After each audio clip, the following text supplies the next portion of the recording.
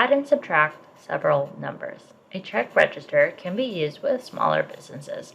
It is a way to keep track of all bank transactions. Example 1. A check register has a balance of $428.23. Then there's a deposit of $350.77. Then 2 checks are written for $124.81 and $365.73. So what is the new cash balance of the check register? So let's go ahead and solve. So we're going to notice a few things. Is we're starting out with $428.23. So that's our starting amount, right? Then we have a deposit.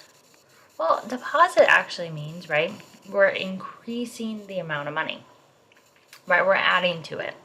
So we're going to go ahead and say we're going to go ahead and add $350.77. Then we're going to notice that we have 2 checks written. So if we have checks written, that means money's going out. So this is going out, so we're going to go ahead and subtract, right, these amounts. So this is going to get us to our new balance. So let's go ahead and take this in steps. So what I would do is I would go ahead and just add those right together.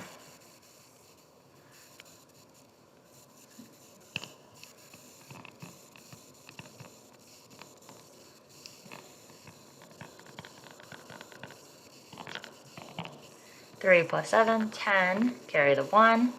1 plus 2 plus 7 is 10, carry the 1, bring down the decimal. 1 plus 8, right, is 9 because that's just a 0. 2 plus 5 is 7. 4 plus 3 is 7. So now we have a new balance there, but we still need to go ahead and subtract these 2. Now, 2 things we can do. We can go ahead and add these numbers together and then subtract it from this number, or we can go ahead and subtract it twice, right? We can subtract this number and then this number.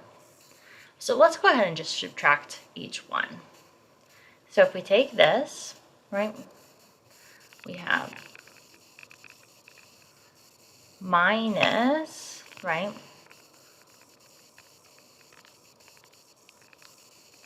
now we're going to go ahead and borrow from this 9 because we need to, right, because 0 minus 1 can't be done, so 10 now minus 1 can be done. 9 minus 8, 1, bring down the decimal. 8 minus 4 is 4.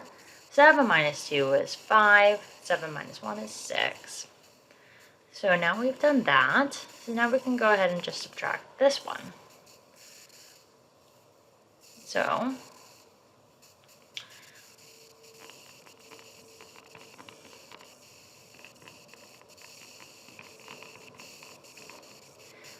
now 9 minus 3 is 6. 1 minus 7 can't be done, so let's borrow from that 5. Now we have 11 minus 7.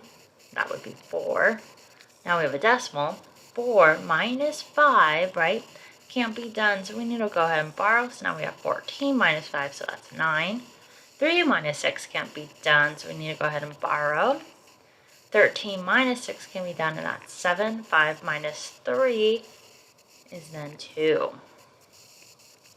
So what is our new and final balance? Well, it's $279.46.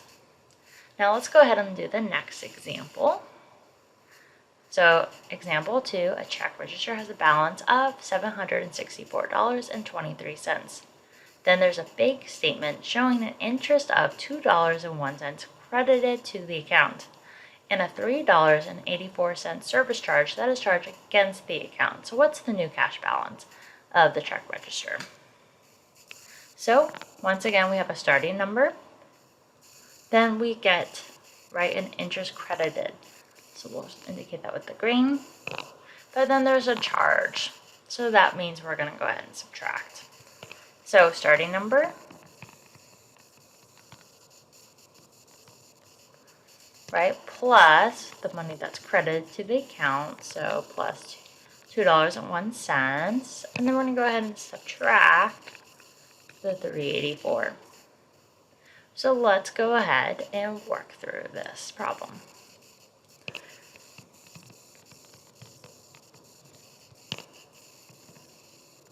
Notice we're going to line up the decimals. 3 plus 1 is 4. 2 plus 0 is 2. Bring down the decimal. 4 plus 2 is 6. Now 6 just bring down, and 7 we just bring down. So now we have this new total, but we need to go ahead and subtract, right, the 384.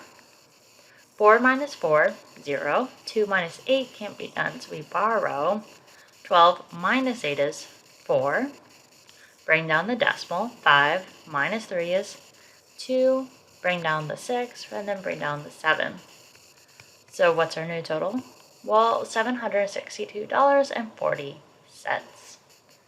Now let's go ahead and do the last example. So example 3, solve for the following. We have 458 minus 29 minus 33. So let's go ahead and do something kind of different. We're going to go ahead and add these two together because we're just subtracting two numbers from this larger number. So let's just make it one large number. So what we can do, right, if you have minus 29 and minus 33, well, we'll just ignore the minus sign until we add them together, and then we'll add the minus sign together at the end. So we have 23 and 33. We're going to add those together. Notice this is still negative and this is still negative, so we're just becoming a more negative number. So 9 plus 3 is 12. So carry the 1. 1 plus 2 plus 3 is 6. So what would that be? Well, that would be negative 62. Right? So now we have this number, which is negative 62. And this is 458. So 458, or we can say minus 62. So let's go ahead and do that. 8 minus 2, well, that would be 6. 5 minus 6 can't be done, so we need to borrow that 3. 15 minus 6 is 9. Bring down that 3. So our new total is 396. Now notice what we could have also done is gone 458 minus 29, got a number, then subtracted 33 from out. And we also would have got to 396. So go ahead and feel free to go ahead and do that on your own. But it was just a different way to kind of also like see how we could have solved this, right? There's multiple ways because, right, we're only adding or subtracting, so we can just kind of look at it like that way.